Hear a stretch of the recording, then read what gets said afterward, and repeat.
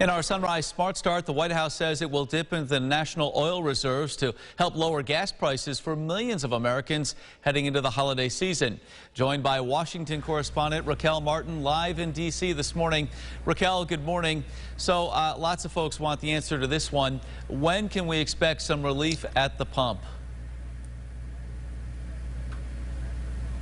Good morning. Well, the jury is still out, but we know that experts at this point are saying maybe within maybe 2 weeks, we'll see the average price of gasoline drop about 10 to 15 cents, but there is still not a guarantee. The Biden administration, however, is optimistic that at the least this will give Americans some temporary relief. Now, they did not give a specific timeline as to how long that relief may last, but I know they are working with several other countries globally who are also tapping into the reserves to try and bring these gas prices down and balance out the supply shortage problem that we've seen play out here for the last few weeks. Certainly people feeling the pinch at the pump. Raquel, thank you for the live update this morning, and happy Thanksgiving to you as well.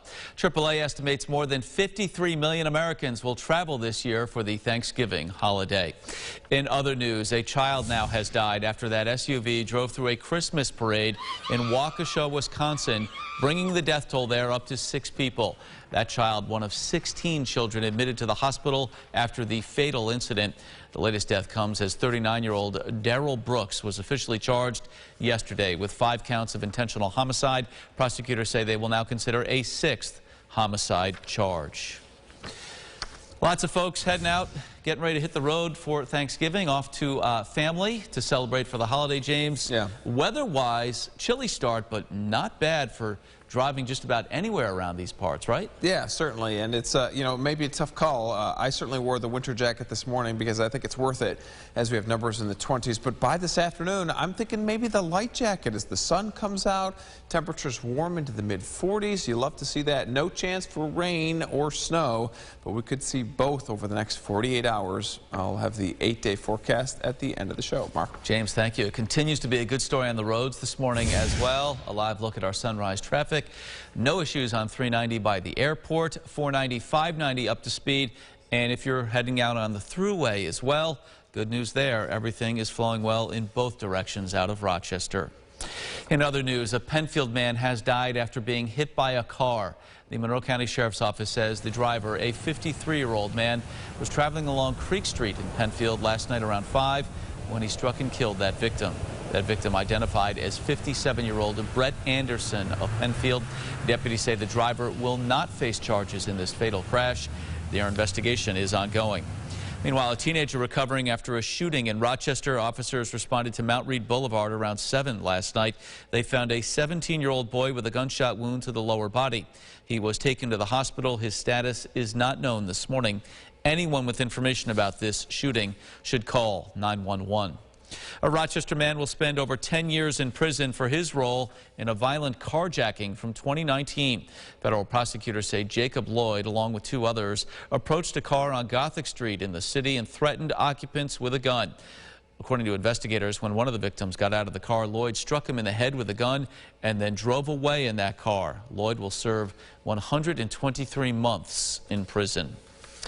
To the latest on COVID-19 this morning, a victory in the courtroom, but not ultimately on the football field. After a COVID outbreak delayed the playing of a high school football playoff game, McQuaid lost to Bennett High School 26-14 last night. The game was played in Williamsville outside Buffalo. It was originally set to be played this past Saturday, but was postponed after a COVID outbreak on the McQuaid team. Some Erie County officials called for McQuaid to forfeit that game, but after a legal challenge, a judge ruled the game could be played. McQuaid's season with the loss is now over. Bennett will move on to the state semifinals this weekend. Well, the Rochester Public Market is open at this hour, so folks can stock up on their supplies for Thanksgiving. Carmela Boykin live with a look at how local farmers are working hard to keep up with the holiday demand. Carmela, good morning. Good morning, Mark. I'm at the Rochester Public Market, where local farmers and vendors are selling their final items before Thanksgiving tomorrow. To prepare for the busy season, farmers begin to prep over 1 year in advance to meet demand. Fisher Hill Farm owner Philip Munson says he has to order turkeys and schedule butchers for the next year almost as soon as Thanksgiving ends. Munson also says despite the pandemic, business is thriving for him. was such a demand for product last year because there were shortages and people wanted local stuff that it was a really good year. And then this year it kind of picked right up with that. Thanksgiving is our busiest holiday for sure. We raise a lot of turkeys for that. Then all of our produce is really well suited for the holiday, so it's a good holiday for us. And Munson says although the days leading up to Thanksgiving are their busiest, he's most looking forward to Thanksgiving Day when he knows all of his customers have the items they need to have a great holiday. In Rochester, Carmela Boykin, News 8. Mark. Enjoying all of his hard work. Carmela, thank you. People with SNAP benefits who shop at the public market can get a 40% bonus by shopping local. The public market is open today until 1 o'clock this afternoon. Some sad news to pass along this morning. Former State Assembly member Susan John has died. She was 64. John represented the Rochester area for more than 2 decades in Albany. Governor Kathy Hochul releasing a statement on her passing, saying in part, Susan was a trailblazer for women and working families, and she used her platform to fight for equality, fairness, and the safety of our children, including the creation of the statewide Amber Alert system. Rochester and New York State as a whole are better because of Susan's service. Here's what some folks might be talking about at the water cooler this morning. TV host and Football Hall of Famer Michael Strahan will be on board the next Blue Origin flight into space. The crew of 6 is set to launch next month. Blue Origin, owned by Amazon founder Jeff Bezos, completed its first suborbital flight back in July. So Strahan will be blasting off. Taking off. Yeah. Not for outer space, though.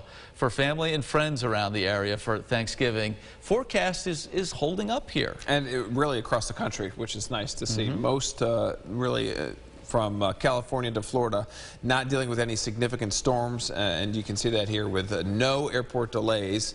I'm sure maybe some small airports here and there might have a delay or two, but you can't blame the weather with this one as we're looking good there. Starting to see a little bit of twilight here as sunrise about 7:15. There's your live sky eye view. Call it mostly cloudy, but there will be some sun as we get later in the day. Finishing off with the 8-day forecast, rain showers for your Thursday, but I'm liking these temperatures. Saying goodbye to any snow that's on the ground. All right, James. Thank you. That's it for us for now. Our next update in 30 minutes. CBS Mornings is up next. Have a great day. Follow News 8 wherever you are on RochesterFirst.com, Facebook, Twitter, and on our app for news and weather.